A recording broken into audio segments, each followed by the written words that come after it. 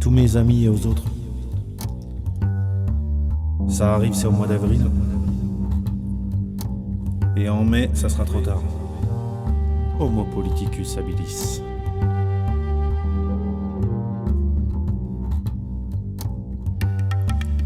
L'homme politique est homme habile.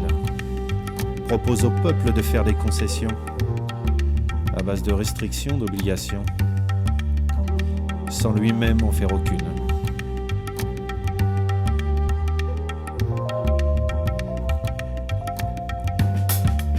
Celui en qui je crois proposerait pour l'euro symbolique de faire partager ses connaissances, ses idées, ses compétences.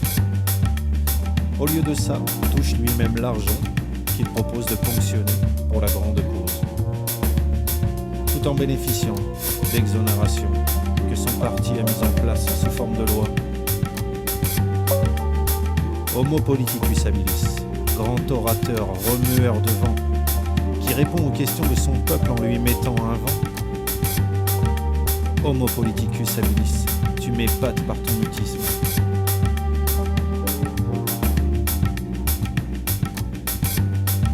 Celui qui me séduit refuserait d'être un anti en montrant l'exemple aux citoyens. Plus de logements aux frais de l'État, plus de berlines avec chauffeur aux frais de l'État, plus de cumul de mandats et de salaires aux frais de l'État, plus de notes de frais aux frais de l'État, tout ça servi par le tiers-État, laissant dans la France d'en bas.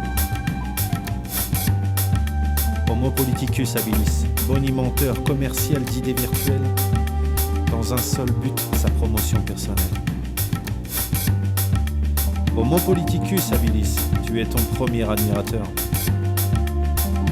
Celui qui me plairait aurait des amis de situation modeste, mais pour cela il faudrait qu'il y soit. Plus narcissique que Narcisse, seul son nom en haut de la liste, en haut de l'affiche comme les artistes, dont il s'entoure. Contre un parrainage accordé, des ponts d'or ouvre des portes, change les lois pour simplement rester bien vissé sur son siège. Eh oui.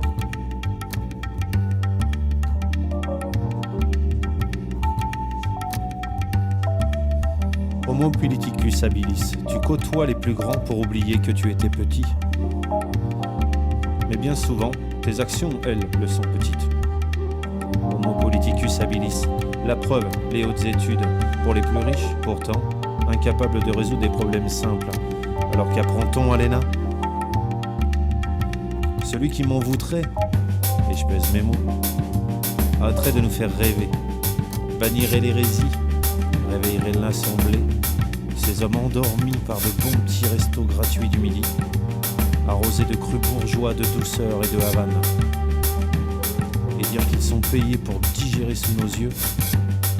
Moi, si mon ventre était plein, j'en aurais la nausée.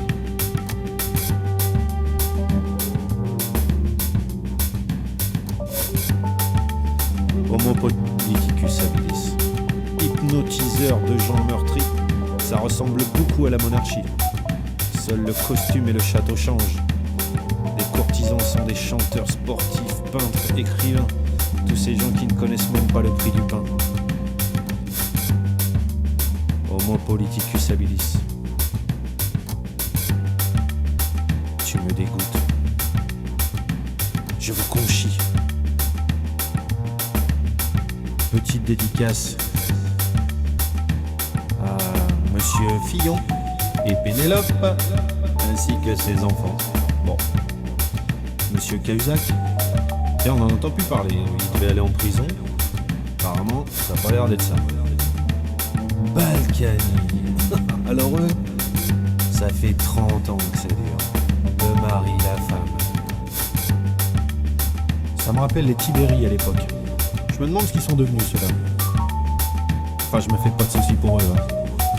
Hortefeux, le raciste. Non, pardon, l'Arien. Enfin, le copain de Sarko, le mec qui se fait faire des salles de bain à 700 000 € et il ne met pas les pieds.